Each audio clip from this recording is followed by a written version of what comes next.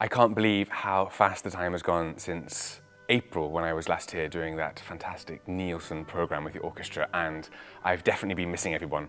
I came in September for a quick little visit to see everybody, but didn't have the chance to make music with the orchestra, and so now January just ahead of us is something I'm so much looking forward to, and we have a fantastic program for our audiences.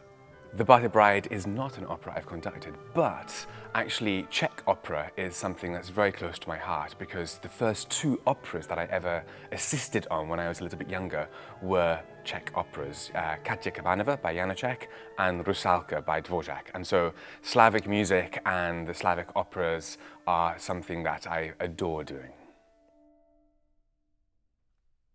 This is a great way to start my first proper concert as chief conductor with the orchestra. It's full of positivity, it's virtuosic for the orchestra. I think we'll have a lot of fun, there's humor, there's folk in it. And of course, Smetana was a really important composer in the mid-19th century. Countries that had spent a lot of time maybe perhaps taking on traditions from foreign countries such as Germany started to look back at their own roots, their own folk roots, their more nationalistic roots, and Smetana was very much part of that, and this opera, The Bride, was a real highlight for the people of this country.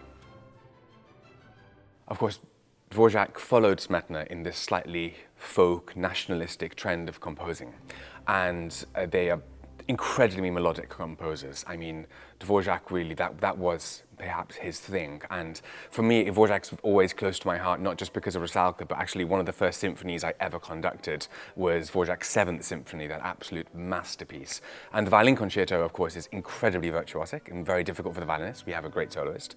But I think there's an interesting link between the first half and the second half of the program too, because Brahms, a very different man to Dvořák. Dvořák was a little childlike, he was easygoing, he was a family man. Brahms was a solitary man, but unlike Dvořák, was very well connected in the music scene and the music business. And Brahms was famous for not particularly taking to young composers. He wasn't so interested in helping them when they sent him letters usually, but in the case of Dvořák, it was a totally different story. He really took Dvořák under his wing, and not only was part of a jury that gave Dvořák lots of prize money, but really mentored Dvořák in a very special, close way, both in music making, but also in the music business, which of course Brahms was very successful at, especially with the Hungarian dances, which definitely made him wealthier, shall we say. And Dvořák really, of course, admired Brahms hugely.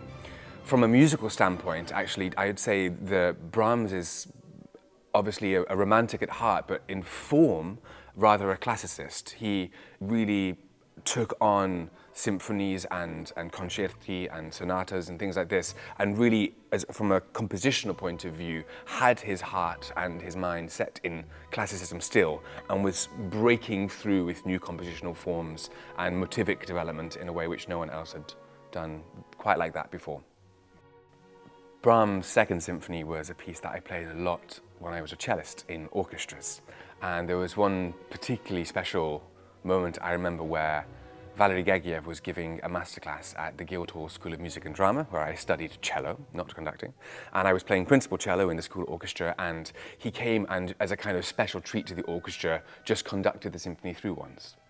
And I'd never been conducted by someone quite like this, and what was incredible was how he just let everyone play and gave the freedom to the players, but when he wanted to show something and wanted to interfere, every small little gesture he gave suddenly had this huge response because he wasn't waving his hands around too much the rest of the time. And so it was this incredibly focused musical experience, and I will never forget Brahms' 2nd Symphony for that reason. This is the first time working with our wonderful soloist. He is a young Dutch violinist and has been growing in fame. He's won so many international prizes, and I've been following his career and watching many YouTube videos, and so I'm very excited to be collaborating with him this first time in January. It would be great to see many of you at our fantastic subscription series coming up in January in towns all over the region.